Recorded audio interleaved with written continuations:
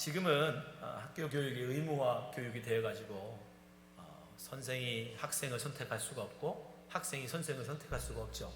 그죠? 새해가 되면 자연스럽게 학년이 올라가고 그러면 또 선생님들이 배정이 되고 그러면 선생님은 자연스럽게 새로운 학생들을 맞이하게 됩니다. 근데 여러분 옛날에는 그렇지 않았습니다. 옛날에 무언가를 배운다라고 할 때는 그 나를 가르쳐줄 스승을 제자가 찾아가야 그리고 그 스승한테 정중하게 요구하죠. 선생님 저를 제자로 받아주십시오. 그러면 스승은 또 아무나 제자로 받아들이지 않습니다. 왜냐하면 그를 제자로 받는다는 것은 곧 그가 내 이름을 가지고 하는 거거든요. 그러니까 내 이름에 내 명성에 도움이 될 만한 흠이 없는 그런 사람들을 제자로 받아줍니다. 그렇게 서로가 합의가 돼야 비로소 사제지간이 되는 거예요. 스승과 제자가 되는 거예요. 근데 예수님 당시에도 여러분 마찬가지였어요. 예수님 당시도 의무교육이 있던 시대가 아닙니다. 예수님 당시도 누군가가 말씀을 배운 어떤 랍비를 찾아가게 되면 그 랍비가 받아줘야 스승이 그 제자를 너를 이제부터 내 제자로 내가 받아주겠다 라고 해야 비로소 사제지간이 되어지는 거예요. 그래서 예수님께서 오늘 본문에 보면 제자들을 부르시거든요. 이게 굉장히 중요한 사건인 거예요. 예수님께서 왜 그들을 제자로 받아주셨는가? 예수님은 어떤 사람을 제자로 받아주셨는가? 사실 지금도 약간 이런 관계가 남아있긴 합니다. 왜냐하면 박사과정이라고 하는, 제가 박사과정에 가보니까 여러분 박사과정의 그 교수들은요 아무나 제자로 받지 않아요. 제가 가지고 있는 스펙, 제가 이러이러한 공부를 했고 제가 이러이러한 논문들을 썼고 이런 것들을 공부하고 싶습니다. 앞으로 이런 것들에 대해서 제가 논문을 쓰고 싶습니다 라고 하는 프로포즈를 가지고 가면 교수들이 그걸 보고서 그래 자네는 가능하겠다 라고 교수가 인정을 해줘야 비로소 그 사람의 제자가 돼요. 그리고 그 박사 과정을 갈 수가 있는 거예요. 여러분 그때 선택할 때 아무나 할까요? 안 해요. 자기가 원하는 스펙을 갖추지 못하면 아예 원서도 못 넣어요. 그들이 요구하는 기본적인 스펙, 경험, 경력, 지식 그것을 요구해요. 왜요? 자기의 명성에 흠이 가거든요. 그러니까 스승이 제자를 삼는다는 건 여러분 그냥 아무나 원한다고 마음 좋게 그냥 원하는 거 다 받아주고 그런 게 아니에요. 그럼 예수님은 과연 어떠셨을까? 예수님은 과연 제자들을 부르셨을 때 어떤 마음으로 무엇을 위해서 제자들을 부르셨는가? 우리가 그것을 알게 되면 이 시대에 우리가 그리스도인으로 부름받았잖아요. 여러분 그리스도인이 된 이유가 뭡니까? 바로 예수님의 제자가 되기 위함이에요. 그러니까 우리가 예수님의 그 제자 삼으심을 잘 공부하면 주님이 지금 이 시대에 우리 그리스도인들에게 뭘 원하시는지, 왜 우리를 부르셨는지, 우리에게 뭘 하기를 원하시는지 그걸 알 수가 있는 거예요. 그래서 오늘 본문이 굉장히 중요한 것입니다. 오늘 본문을 통해서 우리가 확인할 수 있는, 예수님께서 제자 삼으신 그 사건을 통해서 확인할 수 있는 세 가지 진리가 있습니다. 세 가지 교훈이 있어요. 예수님께서 제자 삼으실 때 첫 번째, 주님이 원하시는 자들로 제자를 세우셨다는 거예요. 자기가 원한다고 예수님 내가 오늘부터 당신 제자 되고 싶어요. 그런다고 제자 시켜주는 게 아니에요. 주님께서 원하는 자로 제자를 세우십니다. 오늘 본문 13절 말씀에 보니까 또 산에 오르사 자기의 원하는 자들을 부르시니, 예수님께서 원하시는 자, 예수님께서 원하시 않는 자는 여러분 제자가 될 수 없어요. 마치 스승이 제자들을 선택하듯 지금 스승 되신 주님께서 그 제자들을 선택하신 거예요. 그러니까 우리가 그리스도인 됨은 여러분 우리의 선택이 아닌 거예요. 우리의 원함이 아닌 거예요. 우리의 열심이 아닌 거예요. 예수님의 선택이신 거예요. 주님의 선택. 마가는요 이거를 강조하기 위해서 우리가 읽은 지금 마가복음 13장에서 10절, 이 앞에 7절부터 12절에 보면 많은 사람들이, 그 당시에 많은 사람들이 예수님께 나왔다, 그걸 강조하고 있어요. 7절 8절에 보면 예수께서 제자들과 함께 바다로 물러가시니 갈릴리에서 큰 무리가 쫓으며 유대와 예루살렘과 이두메와 요단강 건너편과 또 두로와 사돈 시돈 근처에서 허다한 무리가 그의 하신 큰 일을 듣고 나온지라. 두 번 강조하죠. 큰 무리가, 허다한 무리가. 굉장히 많은 사람들이 지금 예수님께 나왔어요. 그 중에는 분명 예수님의 제자가 되고 싶은 사람도 있었을 것이에요. 물론 많은 다수가 자기의 병을 고침받기 위해서 나왔을 겁니다. 또 어떤 사람들은 예수님의 행하시는 기적을 보기 위해서 나온 사람도 있겠죠. 바리새인들처럼 예수님을 책 잡으려고 나온 사람도 있을 것입니다. 어쨌든 많은 목적을 가지고 많은 사람들이 모였는데 예수님께서 그 많은 사람들을 다 제자로 받으신 게 아니에요. 단 12명. 그 많은 허다한 무리 중에 단 12명만을 주님은 제자로 선택하십니다. 그 선택받은 자들은 얼마나 큰 은혜예요. 우리가 원한다고 되는 것도 아니고, 우리가 다른 박질한다고 되는 것도 아니고, 하나님이 궁휼히 여기실 자들을 택하여 하나님의 백성으로 삼으심 같이 우리가 아무리 제자로 원한다 할지라도 주님이 원치 않으시면 이루어지지 않는다는 거예요. 그럼 오늘날 우리 그리스도인은 어떻습니까? 마찬가지예요. 여러분이 주님을 선택한 게 아닙니다. 여러분이 예수님 믿기로 결심해서 지금 그리스도인이 된 게 아니에요. 예수님께서 여러분을 선택하신 거예요. 하나님이 여러분을 하나님의 백성으로 선택하신 거예요. 받아주신 거예요. 그래서 우리가 그리스도인인 겁니다. 우리의 그리스도인됨은 전적인 그래서 하나님의 은혜인 거예요. 바울은 에베소에서 분명히 이것을 강조해요. 너희가 그 은혜를 인하여 믿음으로 말미암아 구원을 얻었나니 이것이 너희에게서 난 것이 아니요 하나님의 선물이라. 행위에서 난 것이 아니니 이는 누구든지 자랑치 못하게 하느니라. 우리의 행위에 있지 않다는 거예요. 하나님의 선택, 하나님의 그 사랑, 하나님의 그 긍휼. 근데 주님께서 우리를 그렇게 선택하실 때 무작위로 선택한 것도 아니에요. 오는 순서대로 선착순으로 선택한 것도 아니고 본인이 보기에 예쁜 사람들만 선택하신 것도 아니에요. 우리가 읽은 마가복음에 나와 있지 않지만 병행구절인 누가복음 6장에 보면요, 예수님께서 이 제자들을 세울 때요 그냥 세우지 않으셨어요. 밤새워 기도하신 후에 제자들을 세우십니다. 밤이 맞기까지, 새벽 미명까지 주님이 밤새워 기도하시고 그리고 그 아침에 제자들을 부르셨어요. 제자들을 세우셨어요. 그러니까 하나님이 여러분을 선택할 때 그냥 불쌍해서 세우신 게 아니라는 거예요. 하나님의 깊으신 고민 가운데, 깊으신 생각 가운데, 깊으신 작정 가운데 여러분을 하나님의 백성으로 그리스도인으로 선택하여 부르셨다는 것입니다. 그래서 우리에게는 무의미한 삶이 없는 거예요. 주님이 선택받은 사람인데, 주님이 그렇게 밤새워 기도하시고 부르신 제자인데 어떻게 여러분 무의미한 존재가 있을 수 있어요? 우리가 그리스도를 선택받은 것만으로도 여러분은 가치 있는 존재인 거예요. 의미 있는 존재인 거예요. 하나님이 나를 그리스도로 선택하셨다. 그것만큼 가치 있고 의미 있는 게 어디 있습니까? 그 하나님의 그 은은 오늘 본문을 통해서 주님 우리에게 분명히 보여주셔요. 원하는 자로 말미암는 것이 아니라 주님께서 원하는 자, 주님께서 원하는 자로 그들의 제자를 세우시더라. 두 번째, 주님은 제자를 세울 때 그냥 제자다라고 하는 그 직분만을 주기 위해서 세운 게 아니라 주님은 제자를 세우시면서 그들에게 사명을 주십니다. 사명. 세 가지 사명을 주세요. 첫 번째, 주님은 제자들과 함께 하길 원하셨어요.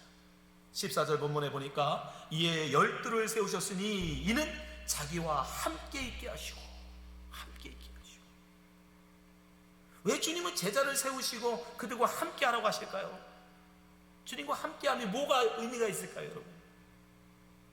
여러분, 예수님께서 행하시는 일들을 제자들만 보는 게 아니에요. 그렇죠?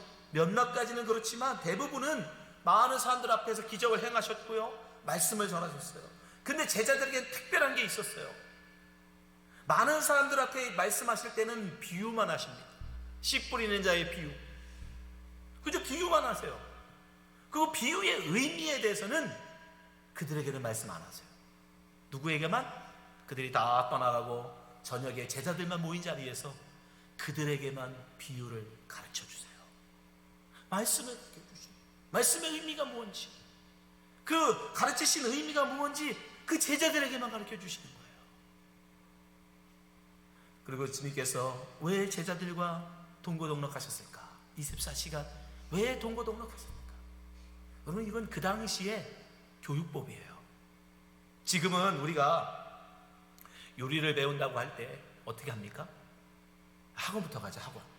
학원부터 가서 요리가 뭔지, 요리는 뭐가 있는지, 어떤 요리가 있고 그거의 레시피는 어떻고, 또 재료를 고를 때는 뭐 해야 되고, 이런 것들이 이론적으로 열심히 먼저 배우고 그 다음에 실습을 해요. 근데 여러분, 옛날에 예수님 당시의 교육이라곤 그런 게 아니에요. 예수님께서도 목수셨죠. 예수님께서 목수실 때 그 아버지 요셉에게 어떻게 목수를 배우는지 아십니까? 그냥 아버지가 하는 걸 보고 배우는 거예요. 옛날의 교육법이란 스승이 하는 것을 제자가 따라하는 거예요. 그게 학습이에요. 그게 교육이에요. 그래서 예수님께서 지금 제자들과 함께 하자라고 하신 이유는 다른 게 아니에요. 나를 보고 배워라. 내가 어떻게 먹고, 어떻게 말하고, 어떻게 가르치고, 어떻게 사는지 나와 함께 하면서 보고 배우라는 거예요. 그래서 예수님의 제자들을 데리고 다니시는 거예요. 삶으로 가르쳐 주시는 거예요. 여러분, 예수님께서 제자들에게 요구하시는 건 바로 그거예요. 주님을 배워라. 그럼 이 시대의 그리스도인들 우리에게는 여러분 어떻게 해야 됩니까? 마찬가지예요. 우리 그리스도인도 역시도 주님이 우리에게 원하시는 건 뭐냐면 주님을 배우기를 원하시는 거예요. 그래서 우리가 하나님의 말씀을 배우는 일에 열심히 있는 거예요. 그래서 우리가 모이는 모든 예배 때마다 하나님의 말씀을 강론하는 이 설교가 있는 거예요. 왜? 하나님의 말씀을 배우라고 우리를 부르셨습니까? 우리를 제자로 부르셨으니까. 여러분, 그 하나님 말씀 배우는 건 선택이 아닌 거예요. 여러분, 옵션이 아니에요. 배우고 싶으면 배우고 안 배우고 싶으면 안 배우는 게 아니라 반드시 배워야 하고, 우리의 목적, 우리를 그리스도인으로 부르시고 제자로 부르신 이유가 하나님의 말씀을 가르쳐 주시기 위함이기 때문에 여러분, 이 말씀을 배우는 일에 열심을 내셔야 됩니다. 두 번째, 주님께서 제자들을 부르시고요, 전도를 하라고 하십니다. 전도. 14절 하반절에 보니까 또 보내사 전도도 하며, 전도를.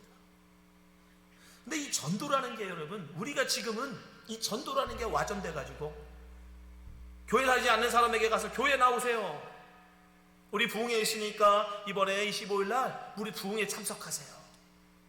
이건 전도의 여러분 일부예요. 일부. 아주 작은 일부분입니다. 예수님께서 제자들에게 원하시는 전도라는 건 뭐냐면 예수님을 가서 증언하는 거예요. 예수님을 가서 소개하는 거예요. 내가 24시간 예수님과 함께 하면서 배우고 보고 들은 말을 그 주님과 함께하지 않은 사람들에게 나아가서 그 예수님을 소개하는 거예요. 아, 우리 예수님과 내가 함께 해보니까 그분은 이렇게 말하더라, 그러면 이렇게 행동하더라. 그것을 전하는 거, 그게 전도입니다. 그래서 예수님께서는요 분명히 우리에게 말씀하세요. 너희는 내 증인이 되라. 증인. 여러분, 증인이 뭐예요? 우리 법원에 가서 여러분이 증인을 한다 할 때, 증언한다고 할 때 뭐를 해야 돼요? 내가 본 바를 말하는 거예요. 내가 본 것을 그대로 말하는 게 여러분 증언이에요. 그게 바로 증인이에요. 그게 증인의 삶인 거예요. 그러니까 예수님께서 우리 보고 나가 복음을 전하라, 전도하라 라고 하는 건 뭐냐면 우리가 경험하고 우리가 배운 그 예수님을 다른 사람에게 가서 소개시켜주고 그 예수님을 증언해주는 거예요. 그게 바로 전도예요. 예수님께서 여러분 우리를 그리스도인으로 부르시고 당시의 제자로 부르신 이유가 바로 거기에 있어요.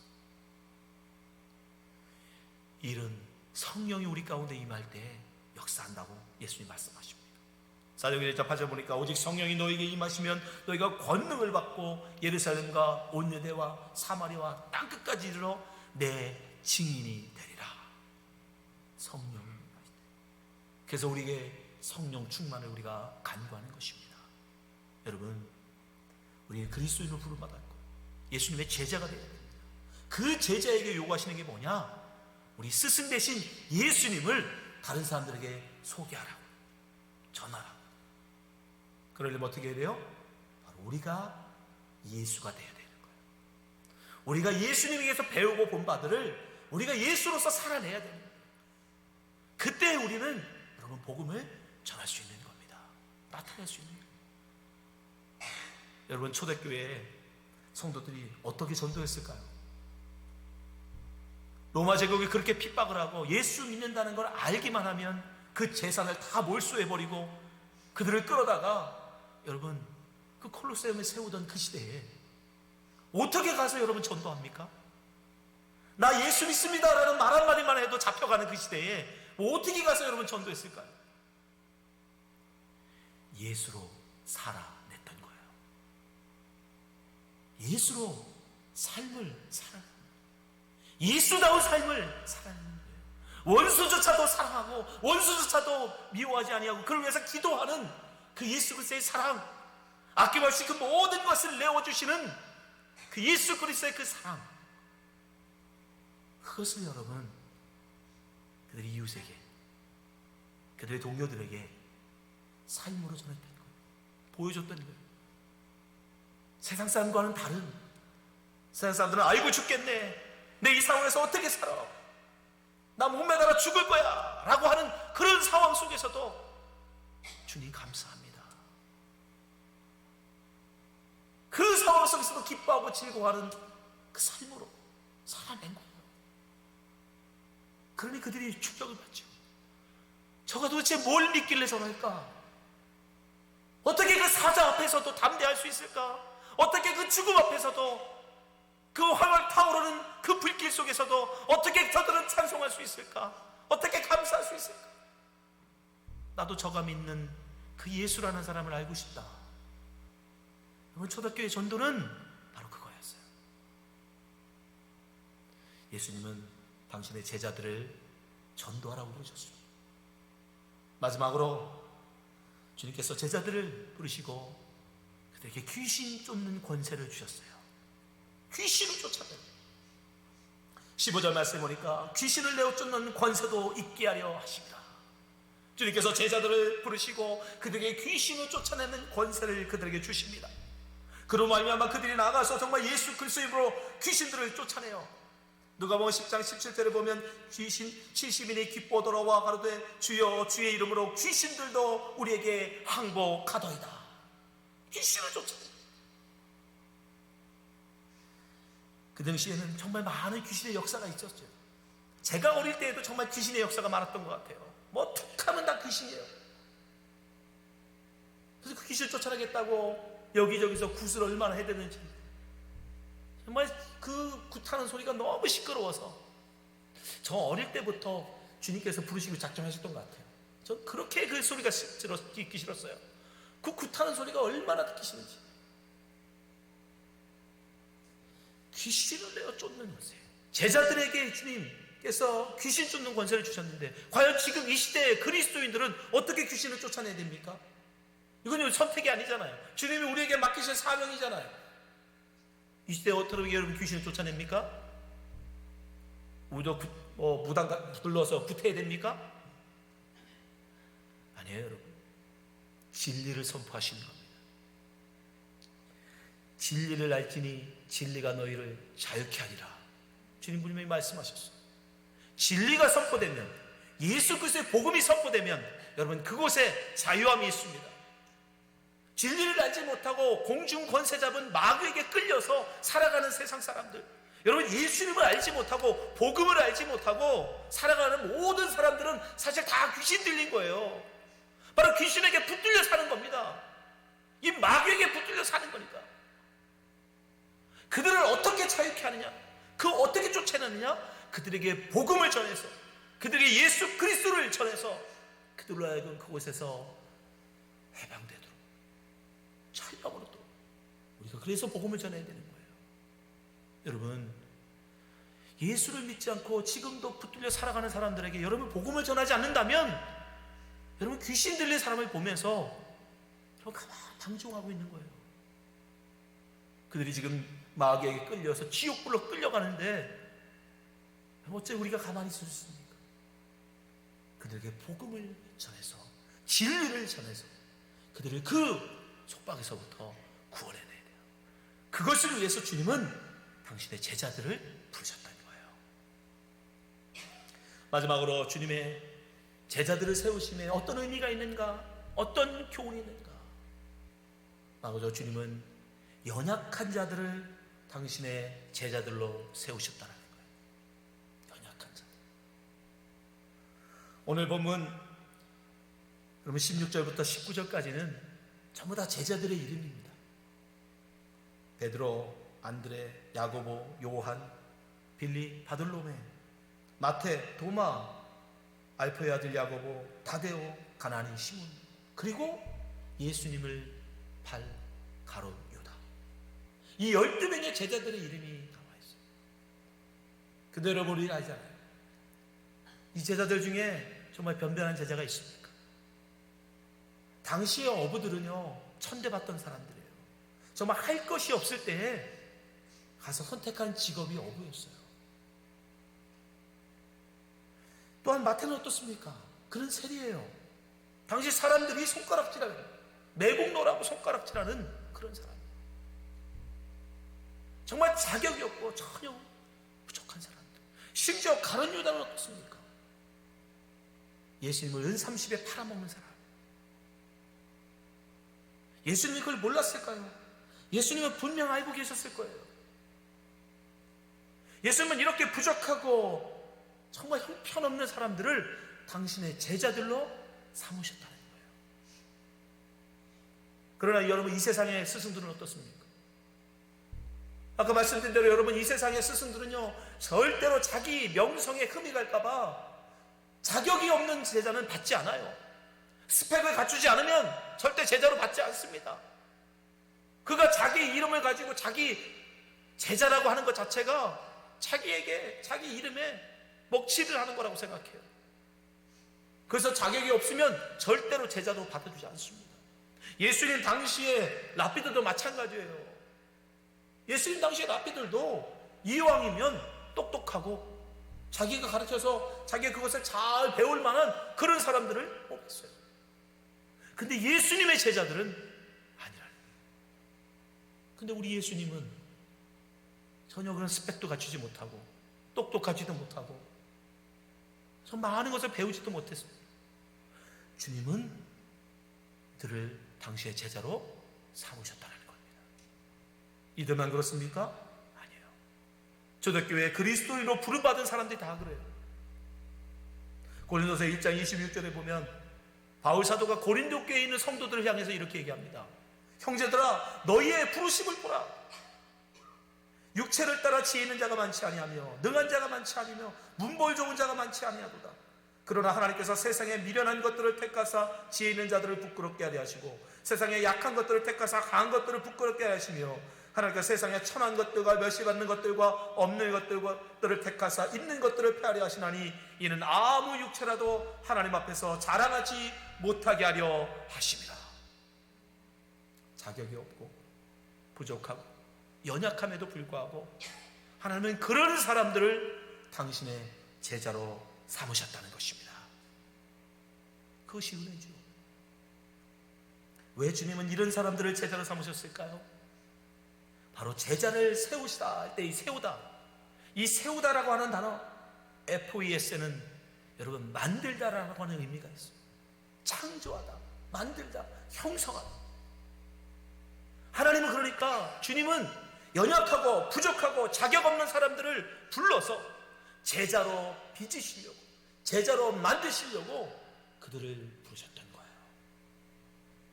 여러분 모든 조건을 다 갖추고 모든 지혜를 다 통달하고 그런 조건이 된 사람들만 제자를 삼았다면 여러분 어떻게 우리 중에 주님의 제자로 설 수 있는 사람이 있겠습니까? 주님은 연약하고 부족하지만 지금은 알지 못하지만, 그러나 주님께서 제자로 훈련하시고 다듬으시고 만드셔서 결국은 주님이 원하시는 제자로 세우시는 거예요. 그게 주님의 목표예요. 이 시대 여러분, 우리 그리스도인도 마찬가지예요. 정말 충분히 착하고 성실하고 자격이 되고 충분한 스펙을 갖춘 그런 사람들만 예수님 믿는 자로 그리스도인으로 주님이 부르신 게 아니에요. 여전히 성격이 못됐고 여전히 부족하고 여전히 연약하고 여전히 죄악됨에도 불구하고 주님은 우리를 부르셔서 당신의 제자로 만드시기 위해서, 당신의 제자로 세우시기 위해서 우리를 깎고 우리를 다듬고 우리를 만져주셔서 당신의 온전한 제자로 세워가시기 위해서 부족한 우리를 당신의 제자로 부르고 계신 것입니다. 그 은혜 앞에 여러분 감사하십시오. 그 부르심 앞에 순종하십시오. 우리가 할 수 있는 것은 그거예요. 주님께서 12제자를 부르실 때 산에서 부르셨어요. 그거는 나가나 누가나 똑같이 고백해요. 예수님께서 제자를 부르실 때 산에서 부르셨다. 예수님께 기적을 보겠다고, 예수님의 그 능력으로 치유받겠다고 모이는 많은 사람들이 있었지만, 굉장히 많은 사람들이 있었지만, 여러분 이 산은 뭐냐면 바로 기도의 산이에요. 예수님은 기도하실 때 항상 산에 올라가셨거든요. 과연 그 많은 허다한 무리 중에 예수님의 그 기도하러 산에 가실 때 그 기도의 산에 오른 사람은 몇이나 될까요? 허다한 무리가 있었지만, 그러나 주님은 그 기도의 자리까지 나온 자들, 허다한 무리 중에 주님의 그 기도의 자리까지 함께한 자들, 그들 중에서 주님은 제자를 세우십니다. 여러분, 우리도 마찬가지예요. 주님이 우리를 선택하시고 주님이 우리를 만들어 가시니까 나는 아무것도 할 게 없겠네. 아니에요. 주님의 기도의 자리로 나아가야 합니다. 주님이 계신 곳까지, 주님이 가시는 것이 그 어디라, 그것이 십자가를 지시는 골고다 언덕이라 할지라도 거기까지 나는 따라가리라 하는 자들, 그런 자들 중에서 주님은 제자를 세우시는 거예요. 우리는 이 시대에 주님의 제자로 부름받은 사람들입니다. 주님께서는 당신의 제자들을 우리가 원한다고 되는 게 아니라 주님이 원하신 자들로 세우셨어요. 그리고 그들에게 사명을 주셨어요. 주님을 더욱더 알라는 거예요. 주님을 더욱더 깊이 배워가라는 거예요. 그리고 주님을 다른 사람들에게 나아가 증언하라고 말씀하십니다. 그리고 귀신에게 붙들려는 자들을 자유케 하라고 우리에게 명령하십니다. 그리고 우리 연약하고 부족함에도 불구하고 주님의 은혜 가운데 우리는 제자로 세워져 가는 것입니다. 여러분, 지금 부족할 수 있어요. 지금 연약할 수 있어요. 아직도 여전히 예수 그리스도를 믿는 자로 말하기도 부끄러울 수 있어요. 그러나 여러분 낙심하지 마십시오. 주님께서 제자로 여러분 선택하여 부르셨다면 주님은 결코 실패함이 없습니다. 결코 주님은 포기함이 없습니다. 주님의 제자로 부름받은 여러분들이 반드시 주님이 원하시는 분량에까지 여러분을 이끌어 가실 것입니다. 반드시 제자로 만드실 것입니다. 여기 있는 모든 성도님들이 주님의 그 은혜 안에 주님의 제자로 온전히 서는 성도가 되시기를 주님으로 축복합니다. 기도하겠습니다.